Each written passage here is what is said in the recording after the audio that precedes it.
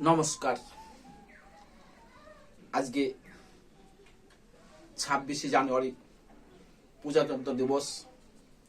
তাই নেতাজি সুভাষ বোসের বাণী কিছু বলবো। আমি নেতাজি সুভাষ বোস, ভারতবাসী, ভারতকে খুব ভালোবাসি। তাই তো ভারতবর্ষকে স্বাধীন করেছি। আমার এই সোনার ভারতবর্ষ সব দেশের থেকে শ্রেষ্ঠ। কিছু কিছু মেয়ে বউরা খাটো খাটো পোশাক পরে আমার ভারত মাকে দিচ্ছে কষ্ট। তাই দেখে আমিও পাচ্ছি কষ্ট।